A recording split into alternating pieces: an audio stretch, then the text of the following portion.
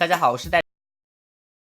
这是一部非常小众、高逼格的烧脑片《意外空间》，片片看的时候豆瓣评分才300多人，绝对是一部高逼格的好片子。想要装逼的小伙伴赶紧转发分享这个视频吧。本片的男主角就是这个小帅哥大白，他那个留着小胡子的哥哥抢劫了别人的钱，警察找上门来要抓哥哥坐牢，兄弟俩打伤了警察，逃进了楼梯间，哥俩一直跑，警察一直追，就这样下来一层又一层，眼看着追不上了，警察迫不得已只好开枪打中了哥哥的大腿。这时候远处传来了一声爆炸，然后3个人走到了1楼，发现楼梯间的大门打不开，往下一看，怎么1楼下面又是9楼？然后警察一口气又从9楼下到1楼，发现1楼下面依然是9楼，而且还发现了大白兄弟俩。请问这是为什么？答：因为警察喝了新钙中钙口服液，所以能够一口气下9楼不费劲儿。这个笑话是不是有点冷啊？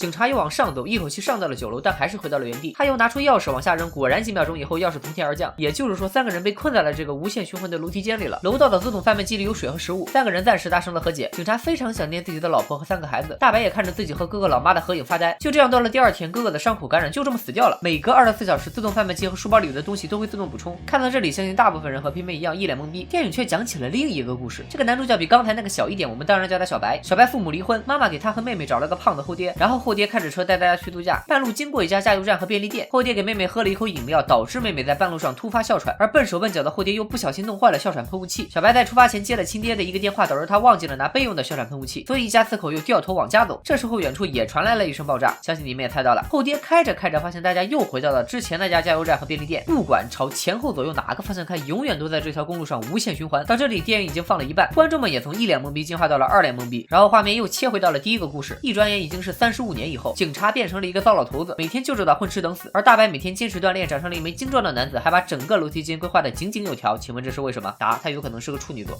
因为自动贩卖机和书包里的东西每天都会自动补充，累积的东西越来越多。大白用一堆指甲刀拼成一面镜子，用一堆牙刷拼成一把梳子梳头，用矿泉水瓶子拼出了一个洗澡区，用剩下的矿泉水瓶装大小便，小日子过得非常滋润。经过35年的相依为命，大白和警察早已化敌为友，老哥的白骨也变成了2个人的精神寄托。警察老头每天都跟大白聊自己的孩子现在已经多大，过上了怎样的人生，他把这些画在了墙上。当然这些都只是纯靠警察老头的想象。而另一个故事也过了35年，加油站和便利店的东西也会自动补充。胖子老爹成了一个每天就知道酗酒的糟老头子，小白也变成了中年人，他已经离开后爹和亲妈到野外独立，过上了像贝爷一样如毛饮血、荒野求生的日子。终于有一天，小白他妈去世了，后爹临死前对小白说，他终于想起了事情的真相。电影开始交叉剪辑，楼梯间里的警察老头也开始对大白解释剧情。原来第一个故事里从中年变成老年的警察老头，就是第2个故事里从少年变成中年的小白。后爹临死前告诉小白，自己也曾经和一个船夫在一条河里循环了35年，船夫则在此之前在一辆火车上循环了35年，每次都是一个成年人犯了一个错误，导致一场意外，有1个人牺牲，然后一声爆炸以后，成年人和一个少年就开始了一段循环。35年以后，少年变成了成年人，成年人变成了老人，老人临死之前会想起自己前35年的记忆，警告中年人不要去做某件事，比如后爹就警告小白不要上一辆警车，小白不想下半辈子依然在这里无限循环，所以坐上了警车。他瞬间失去了前半生的记忆，剪掉了头发和胡子，以为自己是一个警察，来到了大白兄弟家抓大白的老哥。其实电影前半段有很多细节暗示了警察和小白是同一个人，比如警察在101里发现了头发茬子，还有在楼梯上发现的扑克等等。35年以后，警察也变成老人，他临死前告诉变成中年人的大白不要走进电梯，果然在警察死后，电梯凭空出现，大白也没有听警察的话，进入电梯变成了一个酒店服务生，继续他下半生的无限循环。原来这些循环的故事都是发生在平行世界里，或者说是比喻每一个人前半生和后半生的心理状态。真实世界里，小白的妹妹没有死，一家4口开到了度假目的地。小白长大以后当了警察，娶了老婆，还生了3个孩子。而后爹后来和妈妈离婚，每天借酒消愁，最终穷困潦倒，在浴缸里自杀。真实世界里，大白的哥哥也没有死，3个人走出了楼梯间。大白后来结婚生子，过上了没羞没臊的幸福生活。警察回到家，发现自己的老婆出轨，打死了第3者，被判入狱。出狱以后跳楼自杀。电影通过这种极端的手法，把整个人生一分为2，前35年和后35年。不管自己的外部经历是什么，内心世界其实都是一个不断循环的过程。少年被成年人的意外带入世界，逐渐成长，他们享受生活，对人生充满希望；而成年人则因为犯了错，活在悔恨中，迷失自我，终老一生。好比我们现在总是嫌弃父母唠叨，下半辈子也许就把同样的话继续唠叨给我们自己的孩子。偏偏不想做过多解读，希望大家去看看电影的完整版，看完之后会有不同的感受和启发。关注偏偏的微信公众号，回复意外空间就能收到在线观看的链接了。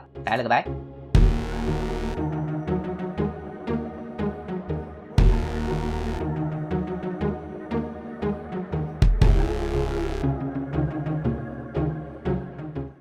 这部电影还告诉我们，锻炼身体非常重要，夏天马上就要来了，赶紧出去运动吧，别在家宅着了。